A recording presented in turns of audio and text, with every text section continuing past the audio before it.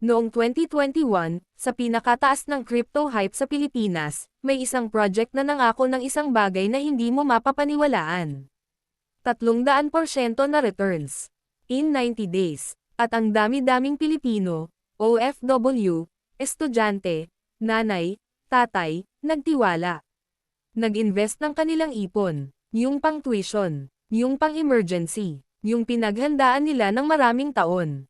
Tapos isang umaga, wala na. Wala na ang pera. Wala na ang mga developer. Wala na ang coin. Ito ang kwento ng pinakamalaking crypto scam na nangyari sa ating bansa, at ngayon, ikukwento ko sa inyo ang lahat. Huwag kayong aalis. Para maintindihan natin ang kwentong ito, kailangan muna nating bumalik. Bumalik tayo sa 2020. Naalala mo yung panahon na yon?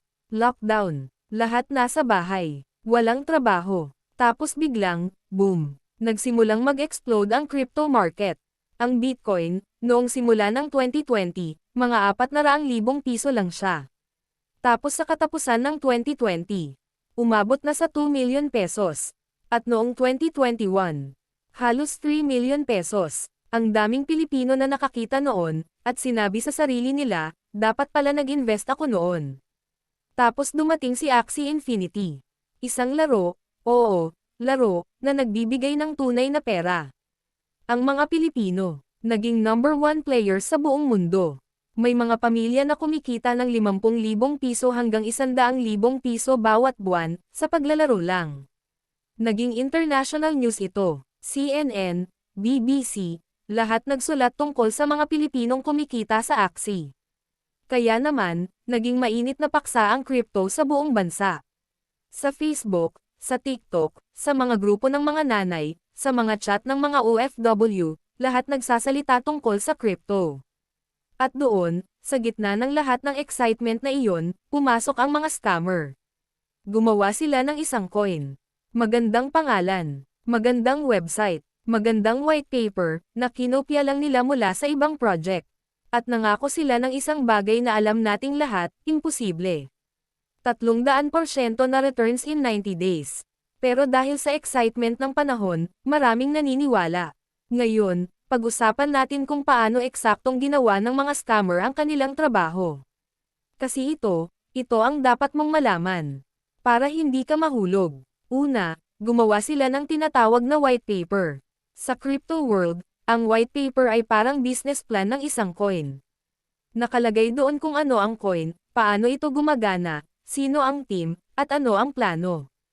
Ang ginawa ng mga scammer, kinopya nila ang white paper ng isang legit na project, binago lang ang pangalan. Word for word. At dahil karamihan sa atin ay hindi nagbabasa ng white paper, walang nakapansin. Pangalawa, gumamit sila ng fake celebrity endorsements. May mga larawan ng sikat na Pilipino artista na parang nag-e-endorse ng coin. Hindi totoo yon. Kinuha lang nila ang litrato at ginawang advertisement.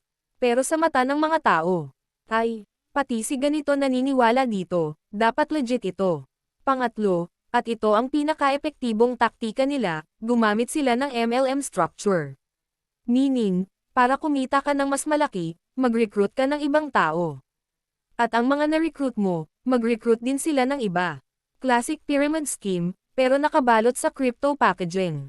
At ang pinakamasakit, ang mga nagre-recruit, mga kaibigan at pamilya natin. Hindi naman nila alam na scam pala ito. Naniniwala rin sila. Kaya naman, naging personal ang lahat. Hindi lang pera ang nawala rin ang tiwala sa mga mahal sa buhay. Pang-apat, nagbigay sila ng maagang return sa unang mga investors.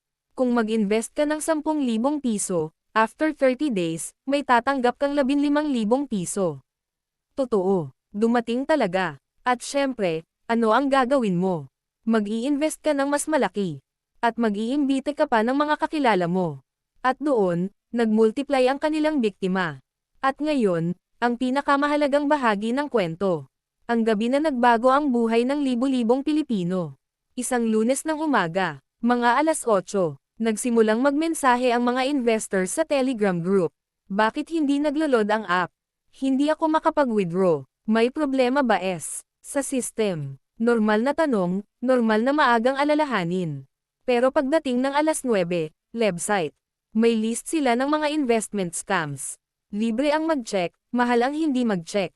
At ang pinaka-importanteng panuntunan, kung sobrang ganda para maging totoo. Hindi totoo. Simple lang iyon. Ang crypto, hindi ito ang kaaway. Ang crypto ay isang teknolohiya, isang tool. At tulad ng lahat ng tool, pwedeng gamitin para sa mabuti, pwedeng gamitin para sa masama.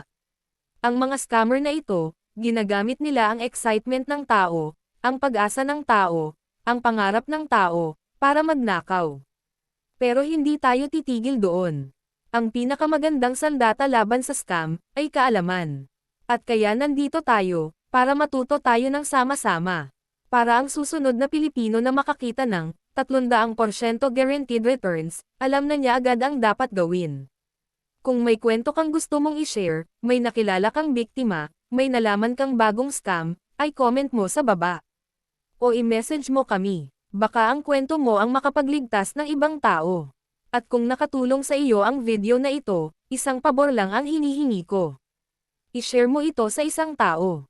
Yung lola mo na palaging nagre-receive ng crypto offers sa Facebook. Yung kaibigan mong interesado sa crypto pero hindi pa alam ang mga panganib. Baka ikaw mismo, ang makakapidyo sa susunod na scam. Salamat sa inyong panood, hanggang sa susunod na kwento.